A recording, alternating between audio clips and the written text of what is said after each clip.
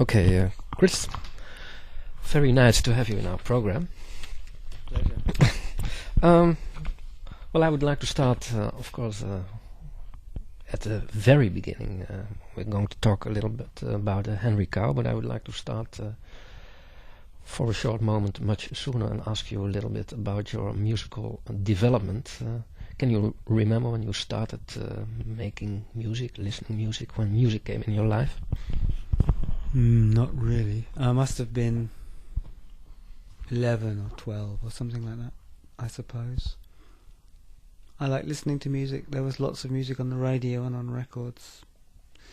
Everybody in school that I was in a band. I wanted to be in a band. So I picked up, first of all, a banjo, 5-string banjo, the first instrument I played. Then trumpet, and guitar. And then, because everybody played the guitar, nobody played the drums. So, since I wanted to be in a band, and everybody wanted a drummer, I said, yeah, okay, yeah, I'll do that. And it's the classic story, really. You know, biscuit tins in the beginning, and then I got a snare drum, and then I got a bass drum. And I was in bands doing Shadows covers, and then rhythm and blues, and so on. Until by 65, 66, the rhythm and blues had turned into kind of psychedelic post-Who, post-Yardbirds material. So I ended up in a band that sounded remarkably like the Pink Floyd before the Pink Floyd actually became well known, because we'd been down effectively the same path they had. You listen to the Pink Floyd, you can see that they're influenced by the Yardbirds, R&B, the Shadows. I mean, it's so obvious. And so had we. But by this time, we weren't doing any concerts anymore, because the kind of gigs one got in those days, apart from supporting more famous bands, were dances in hospitals and people's weddings and stuff like that. And the kind of music we were playing by then, nobody wanted it. So we just used to rehearse every week. And more and more people showed up at the rehearsals because the doors weren't locked. And in the end, so many people were coming to rehearsals, we thought, hey, why don't we make it a concert? Then we can charge people at the door. And so we started to do that, and discovered that far from being unlistenable and off the musical map, what we were doing was perfectly acceptable. Somehow it's kind of fitted into, I don't know what it fitted into. And after one of these concerts, we all went up to London after the gig to see the Pink Floyd at one of their early concerts, because we'd heard about the Pink Floyd. And they were doing what we were doing. And we thought, wow, okay, so you can do this. This is legal. Mm-hmm. Yeah, it's official. And after that, of course, Pink Floyd, Soft Machine, all these groups, Arthur Brown, Fairport Convention, they all appeared in the space of 2 or 3 months at the UFO Club. Mm-hmm.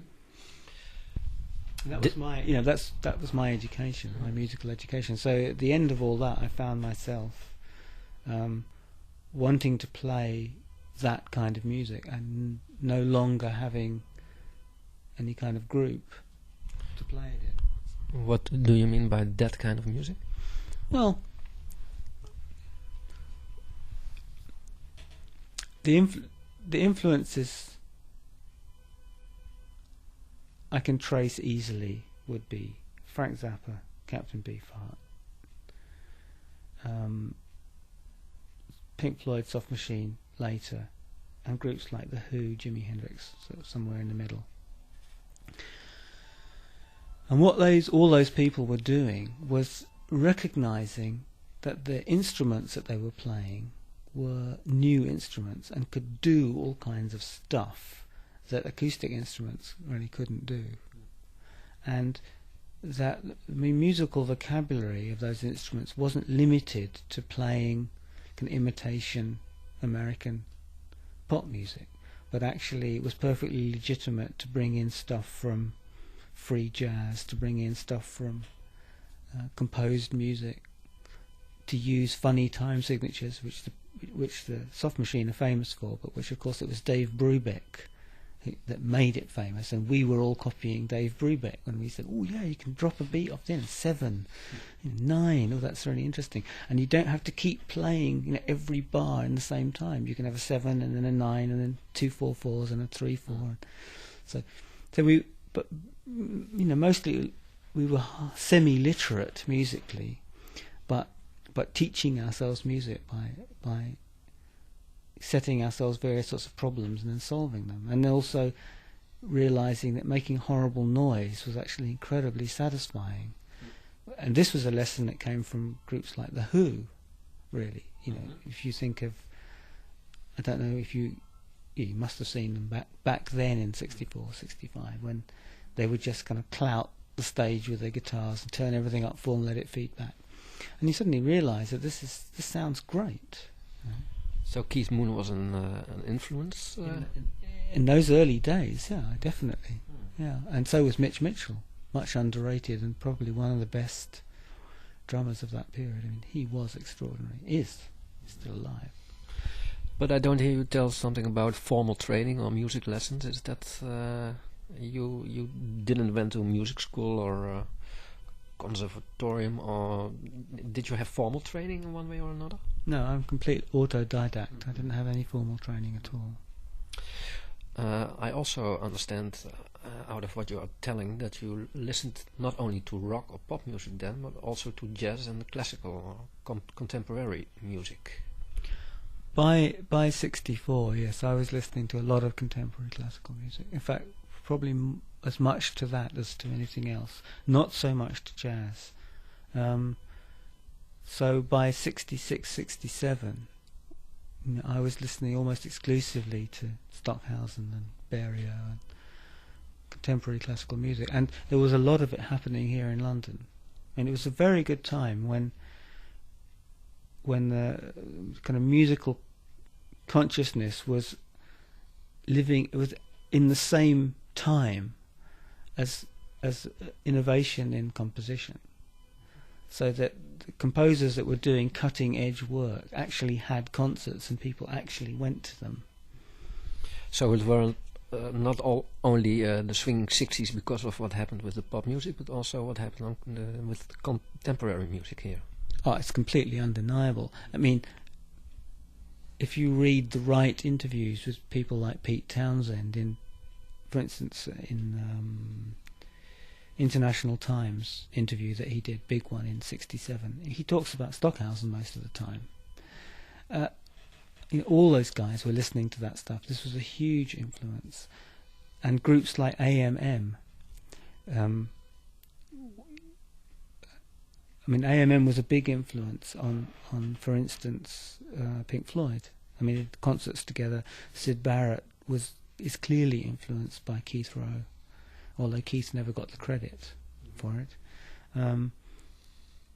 At this time, you could go to the UFO Club in London and see Arthur Brown, the Pink Floyd, AMM, or Spontaneous Music Ensemble, all on the same evening. The thing was very homogeneous, and stuff was leaking from one discipline into another very, very fast. So this was a period actually when influences from 20th century music really were crossing over into the language of certain kinds of rock music and jazz.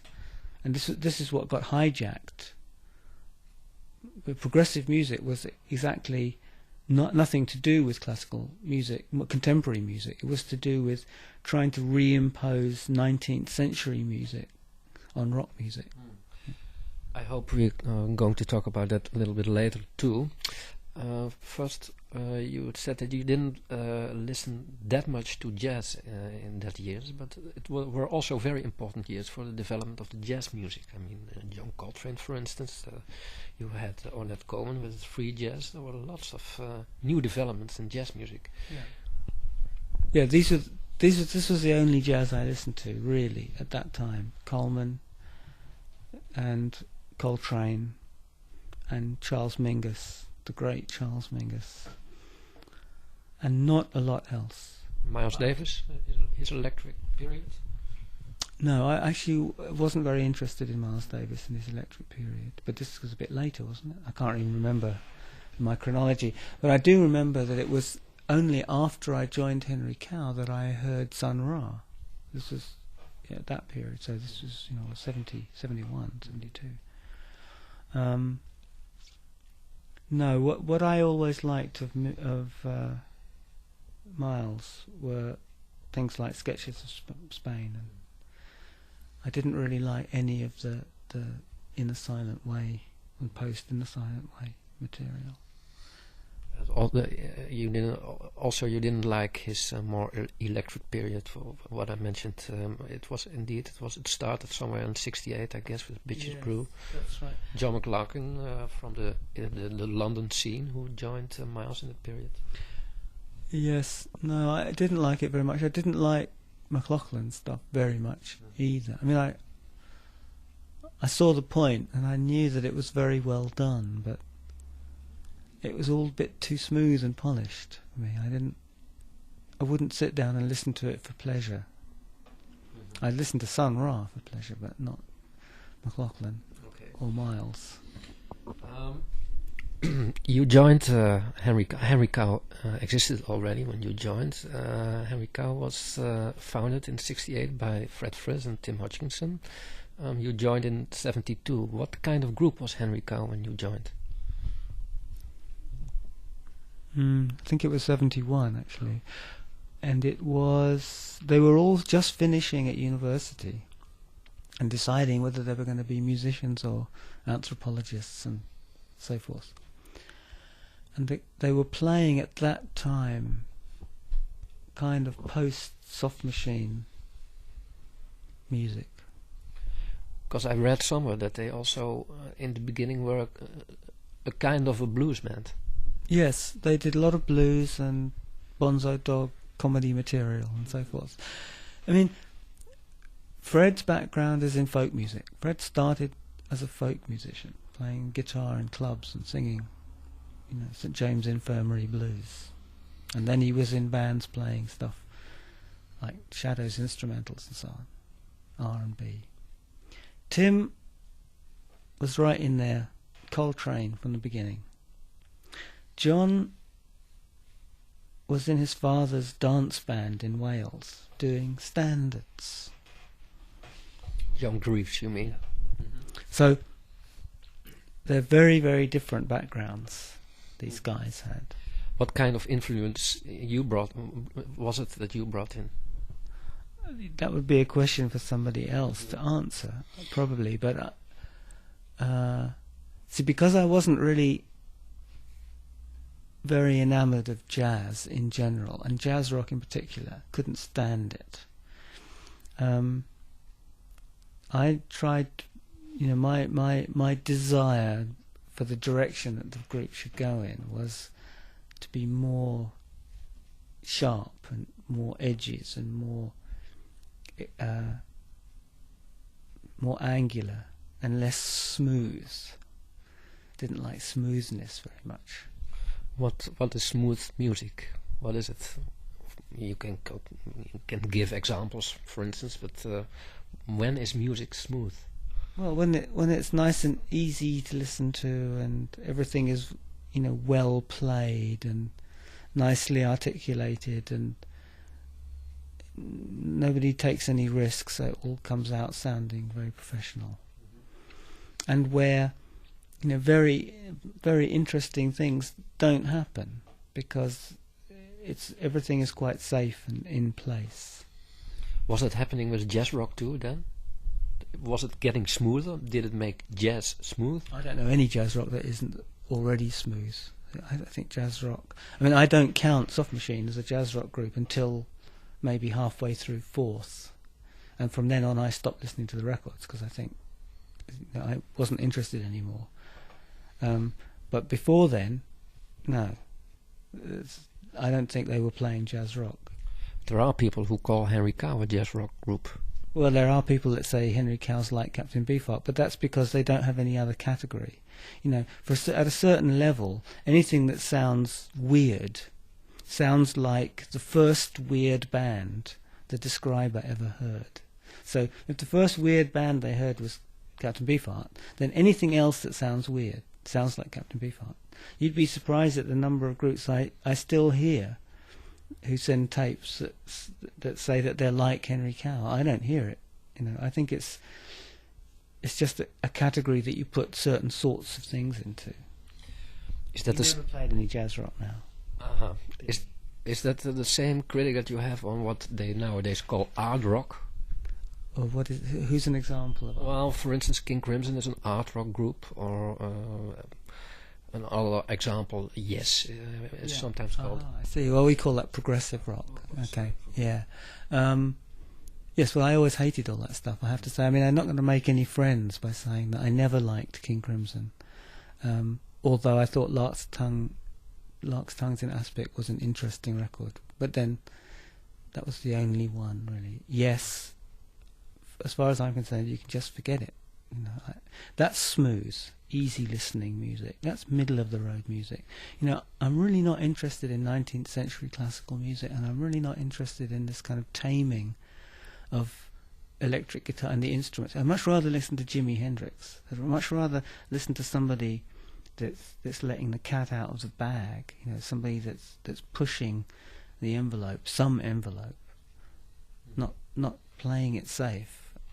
But you would think that a group like Yes did make a step back. They went to the 19th century and used cliches from that period to make it more complex or pompous or bombastic, or how do you...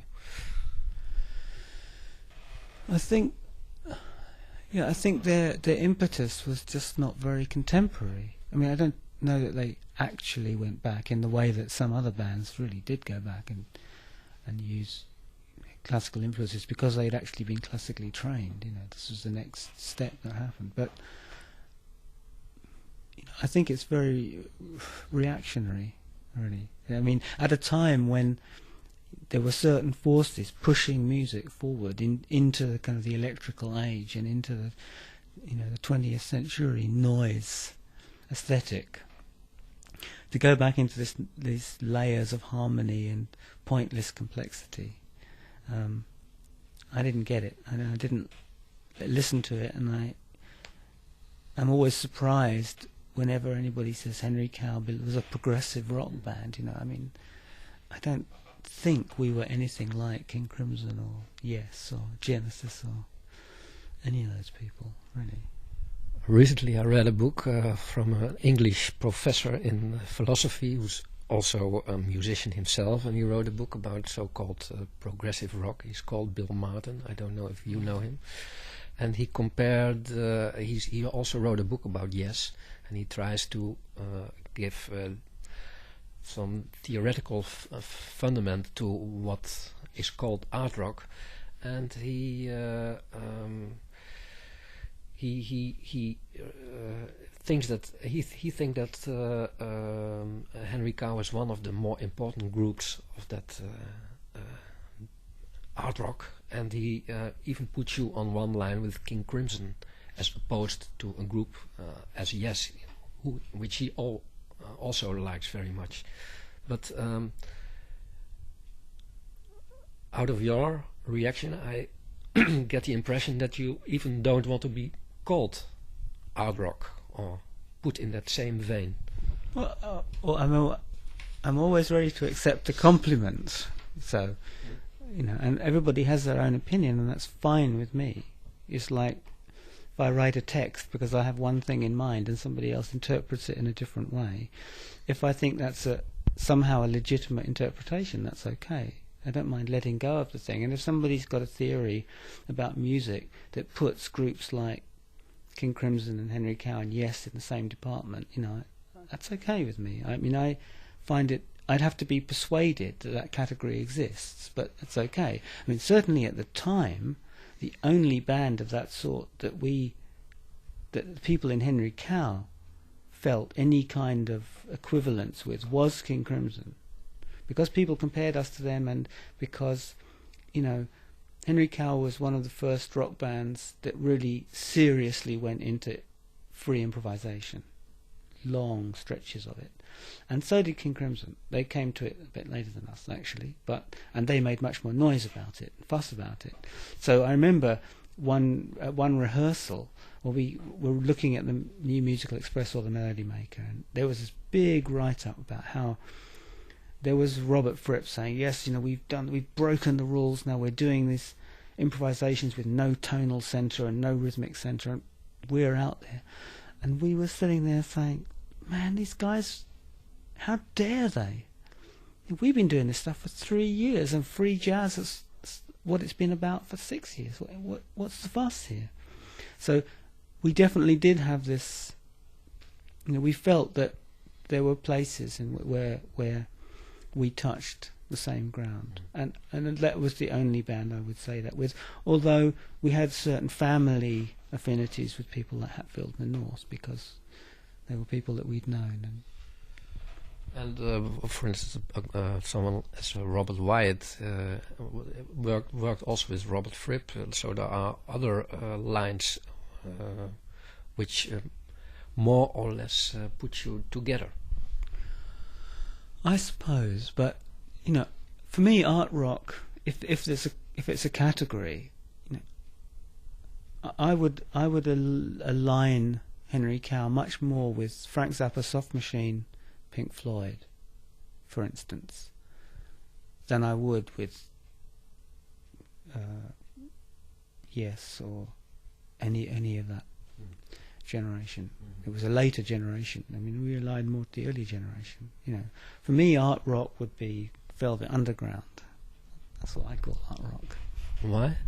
Because they worked with Andy Warhol?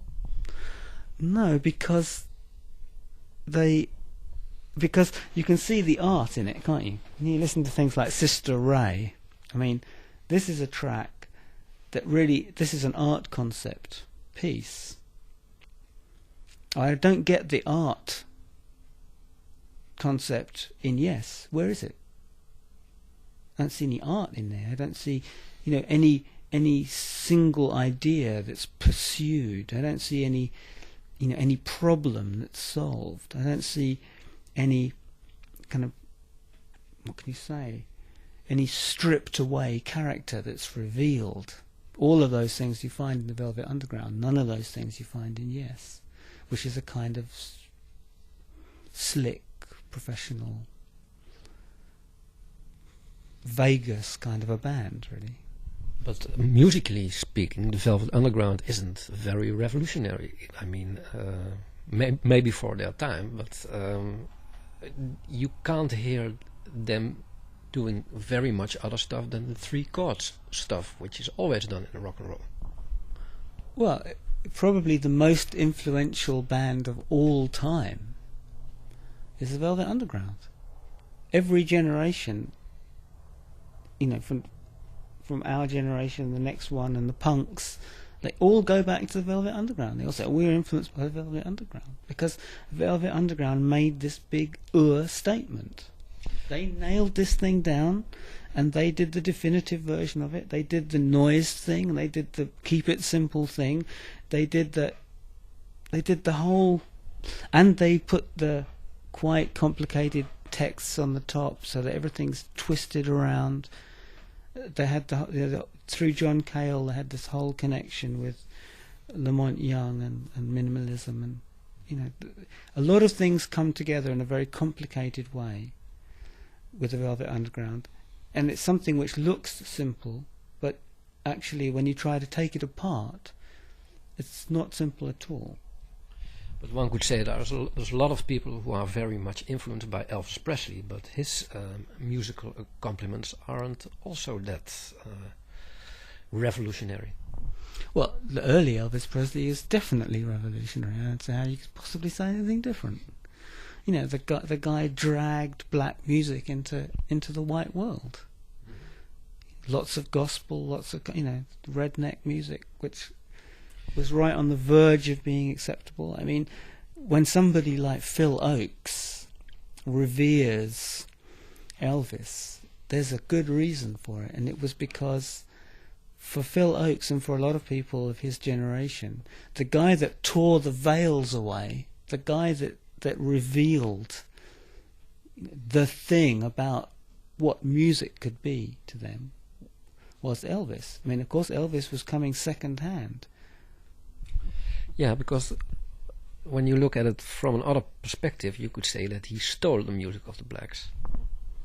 Well, you could say that, but he was, you know, poor white trash is almost black in a lot of ways. You know, these guys, when you get down, you know, Motown was one thing, but you go down south, Stax was another. The black guys and the white guys were all working together. They spoke the same language.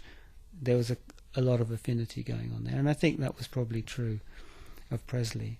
And anyway, you know, for my generation, or at least for people like me, Alexis Corner and the Yardbirds were the blues for us. We didn't know about B.B. King. We didn't know about these guys.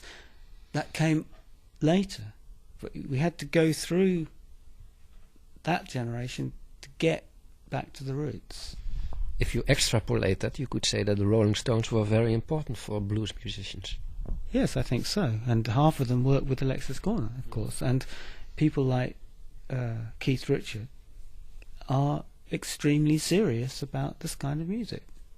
And I have an immense respect for Keith Richard, actually, who's not only one of the great rhythm guitar players of all time, but who I think is very, very sincere about this kind of music. And at this time in England, it's quite interesting. You know, the blues was actually recovered by English bands and then exported to America. It didn't come from there. Well, the black guys were doing it, but the white guys weren't really doing it. The big explosion in blues music was re-exported back from the UK, and then they rediscovered their own roots afterwards. I mean, it's strange how these things go. And Alexis was the guy, you know, he was really the guy who did that. And of course, the Stones were half of them in his bands. So this was a big movement in England at that time. Mm-hmm. You used the word sincerity. You also wrote a book. Yeah, well, you also wrote a book called A File Under Popular, in which there are several essays about music and especially popular music. In one of the essays, I don't know by heart which essay it is, you mentioned that in the case of progressive music, it's not about sincerity, but progressiveness must be present already in the medium itself, in the music itself. Isn't this in contrast with what you said earlier, that for instance, Keith Richard is a very sincere guitar player, but it's not a sincerity about how he helps the blues, if I may say it in that words, but that, I mean, that's sincerity, but it's not by definition progressive music. No, being sincere doesn't make what you do progressive. But I'm not sure if I said that Keith Richard was progressive. No, I wouldn't put that statement in your mouth, of course. I tried to make a link to what you said earlier. Yeah. That, yes, sorry. But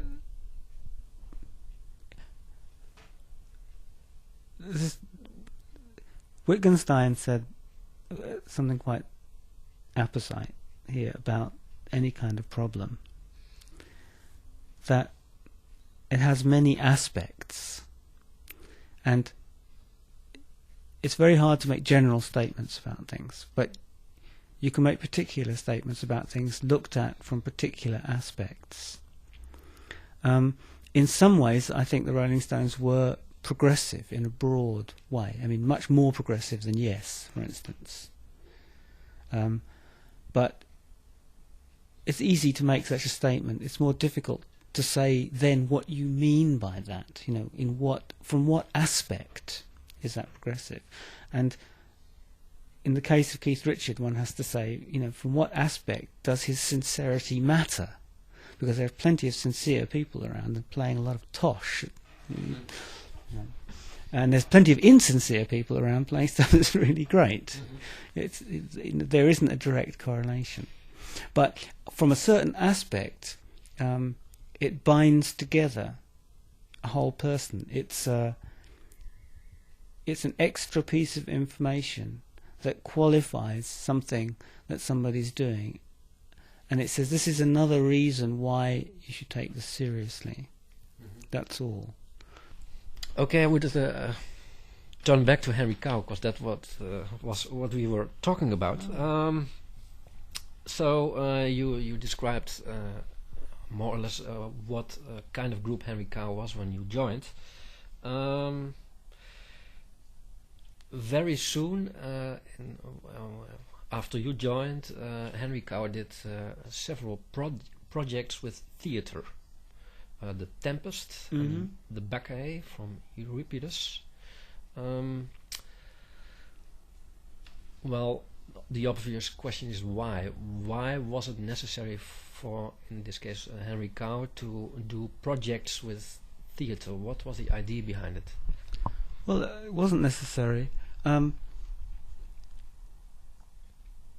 when I joined, Henry Cow was a really interesting group. They were experimenting with time signatures and strange forms of composition. The music that was being written was very interesting, but I think it's fair to say that nobody was quite sure at what level of commitment that music was operating on. You know, they've been doing gigs. It was nice to do gigs. On the other hand, they've been getting their degrees, and if they wanted to get into the world and earn a living the way that one is supposed to do, then the music is a kind of hobby. And there's nothing wrong with hobbies. You know, amateurism is the highest form in a way, because the only reason you're doing something is because you love to do it and not because you're getting paid to do it. And I would say during the first 6 or 9 months that I was in the band, all the decisions were made. People decided that they were going to try and do this for a living, and they weren't going to go off and become teachers or anthropologists, but they were going to do music. So a certain kind of focusing comes out of that, a certain kind of serious intensity comes out of that, because in a way you're giving up something for something else, and therefore it all gets more real, more serious.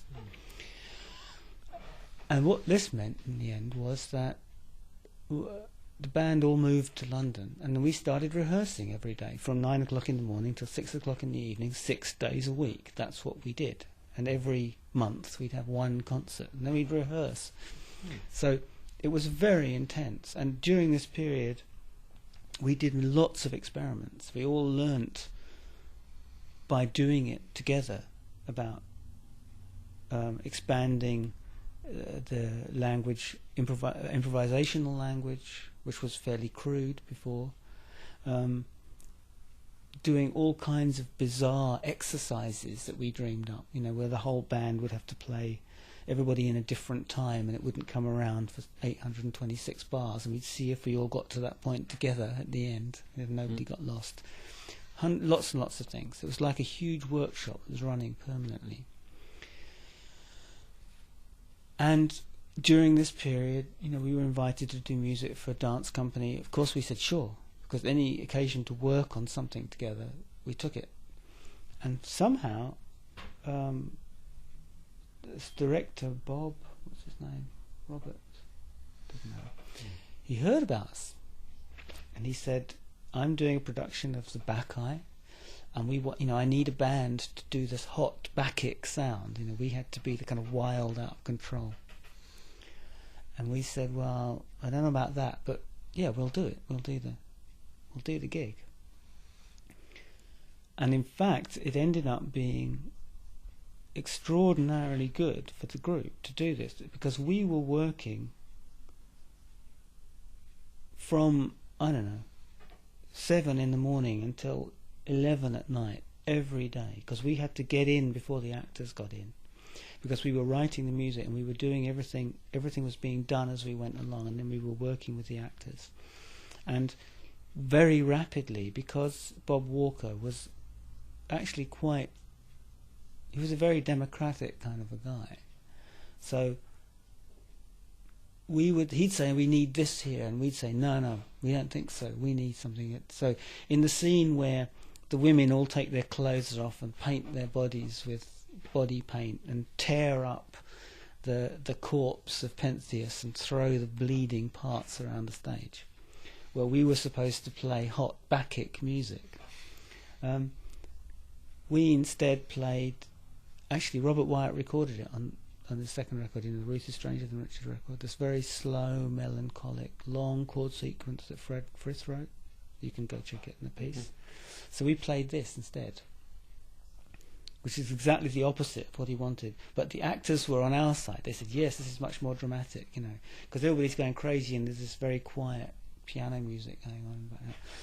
So it was a very intense experience for 2 or 3 weeks, rehearsing this thing, fighting with the director, fighting with the actors, having to get their way early and stay after they'd gone, rewriting the music. It really brought the band together, and then doing the show. So it was very important in, linking us hard into a formation that could produce results, write the music, get the thing done, have ideas, discuss reasons for things. It's really important not just to be able to do stuff, but actually to have the nerve to talk about why. To say, we're not doing this because it doesn't make sense, but it sounds good, but it doesn't make sense. If we're going to do it, it's got to be a reason for it. So, because of that, we got offered the next one. We did The Tempest because we did, although The Tempest wasn't such a success. Although the play, I think, the interpretation of the play was great, was a very good, but the music wasn't so noteworthy. But as you describe it, it must have been very intense periods. You work very long days, you work with other artists together, so it was very intense, that's right. And nobody had any money. So everybody was either living off their girlfriends' or wives' earnings, or of what they could find in the street, or occasional work. I did occasional cleaning jobs and stuff like that. It was very intense, and of course we all benefited in the end from that. Henry Cow is one of the groups you can look at from this period where everybody from the band is still active. They haven't reformed to do their old hits to make a few bob, and they've all done lots of interesting and different projects since. Well, that's the legacy of that band. It's a tribute to Henry Cow, I think, that it produced us who we are, in a way. Well, about reforming, I do have a question. You could say that would be looking back and nostalgia and so forth, maybe commercial or whatever, but you could also say, well, all the musicians are still active, they are still playing with each other very often. Why not under the name of Henry Cow once again, or maybe more than once again? I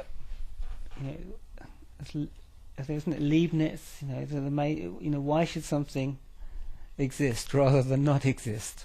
You could say, why should Henry Cow exist rather than not exist? It existed, it's done its thing, it's gone. Why would we get together unless we all wanted to do that for some reason, and that reason hasn't yet existed? And of course now we're not all active anymore. Lindsay Cooper is very ill. She has multiple sclerosis. She's not playing anymore. So this already means that even if we wanted that to happen, it couldn't happen anymore. But there's only ever been one occasion in which Henry Cow seriously discussed reforming to do something, and that was when we were invited by Václav Havel. When the East suddenly became part of the West to perform at some huge event, and we were specifically invited, and we all spoke to each other on telephone and said, well, for this we would do it. And we would write all new material, because we're not going to play any of our old hits. It's boring. But in the end it never happened, so we never did it. And there was never any other occasion. People kept on saying, oh, we'll do this and we'll give you some money, but I think none of us wants to play the old music and go around. We're all too busy.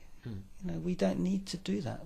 That wasn't our glorious moment. I think, if you have one moment of glory and you get a chance to come back, and this time you can make some money, whereas last time you didn't make any money, then I can see the sense of doing that. But it wasn't like that for any of us. We're all much more interested in the various projects we're doing, and we are all working together, pretty much. I've worked with all of those people, and still am working with Tim and with Lindsay, and sometimes with Dagmar and with John Greaves.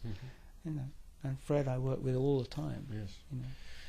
Was the Havel project totally disbanded? I don't know what happened in the end. It's all become a distant memory. I don't remember. I just remember the event and the long discussions about it. But otherwise, it ain't going to happen, because why would we? What on earth would we want to do that for? Okay.